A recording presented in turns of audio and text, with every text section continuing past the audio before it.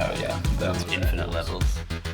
James Lockery is living out his childhood fantasy.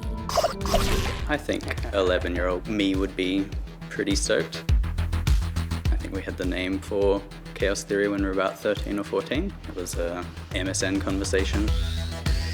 Chaos theory now employs 24 people. Like every other app maker, it relies on Apple's and Google's app stores to reach billions of potential mobile customers. James is suing the tech giants, and chances are, so are you. A class action that covers 150,000 app makers and 15 million phone users is one of 2 lawsuits against the tech giants being heard together in federal court. The second suit is being brought by Epic Games, the studio behind global blockbuster Fortnite. Google and Apple are accused of running dueling illegal monopolies by banning or sidelining other app stores on their mobile devices, forcing apps to use their inbuilt payment platforms, and charging fees of up to 30% on every purchase. There's a hint of envy of like, wow, that's a good business model, one that's got 90% margins.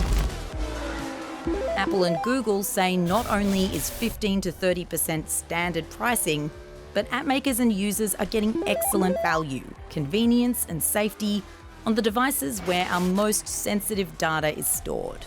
So what's at stake? If Epic wins, Apple and Google will be forced to change their rules. That could mean lower fees and fewer app store restrictions. And 15 million Australians might get a few gold coins back. It has the potential to be Australia's largest ever class action. We estimate that this claim could be, in the high hundreds of millions of dollars. But for developers like Graham Dawson, the brightest promise isn't a payout. It's change. The most obvious difference is that there'll be a downward pressure on prices, especially where there's a lot of competition. Graham's app Sunseeker is a success story. But in the app stores, success is rare. As a developer, I feel I have no power at all with Apple or Google. I'm just a statistic. The app stores are often described as walled gardens. Apple and Google offer protection and quality at a cost.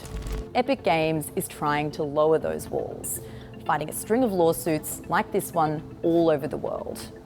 So far, the results have been mixed. But the class action lawyers are buoyant about their chances here.